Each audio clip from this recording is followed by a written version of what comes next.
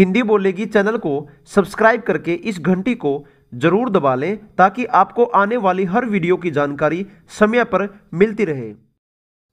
नमस्कार दोस्तों, यह तो आप लोगों को पता होगा कि हजारों साल पहले इस धरती पर कोई घड़ी ही नहीं थी जो समय बताए। लोग सूरज निकलने के बाद अपना काम शुरू करते थे और शाम तक काम करके रात को आराम करते थे। किसी को भी समय का कोई अंदाजा नहीं था। किसी को भी यह नहीं पता होता था कि क्या समय हुआ है। इसलिए लोग पहले सूर्य की धूप से समय का अंदाजा लगाते थे और सूर्य की दिशा से ही समय का अंदाजा लगाया जाता था। इससे सिर्फ यह पता चल जाता था कि दिन का कितना समय बीत चुका है और कितना शेष बचा है।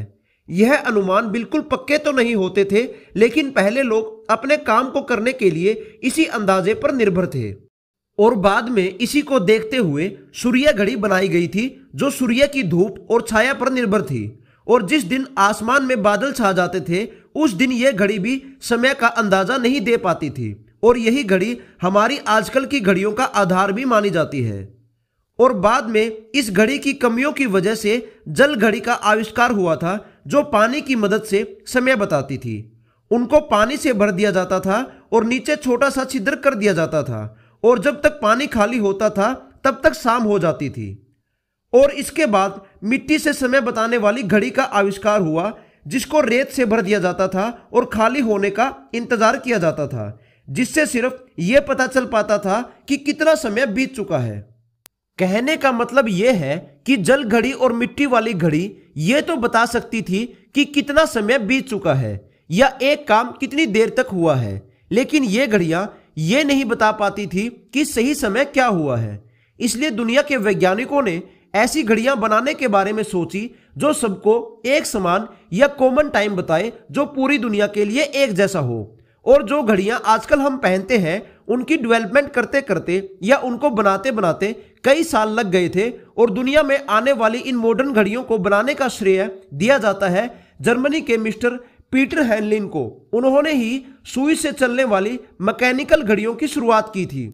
लेकिन दोस्तों, क्या आपने कभी यह सोचा है कि सबसे पहली घड़ी में समय कैसे सेट किया गया होगा या टाइम कैसे मिलाया गया होगा? देखिए दोस्तों, इस बात को समझने से पहले हमें यह समझना होगा कि समय हर जगह के लिए एक जैसा नहीं होता। मतलब यह है कि हम धरती पर कहां हैं और किस जगह पर रहते हैं, समय उस पर निर्भर करता है। 19वीं सदी की शुरुआत तक समय हर जगह पर अलग अलग होता था। यानी अकेले अमेरिका में 75 प्रकार के टाइम जोन थे।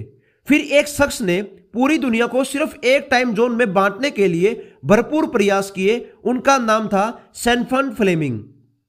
1884 में अमेरिका के वाशिंगटन में एक कॉन्फ्रेंस हुई जिसमें पूरी दुनिया को 24 अलग अलग टाइम जोन्स में बांटा गया और रेफरेंस के लिए इंग्लैंड के ग्रीनविच को 0 लिया गया था। ग्रीनविच के इस समय के आधार से समय या तो 12 घंटे आगे जा सकता है या 12 घंटे पीछे भी जा सकता है। और आज हम सभी इसी टाइम जोन को फॉलो करते हैं और हम हमेशा ग्रीनविच के समय से 5 घंटे 30 मिनट आगे रहते हैं।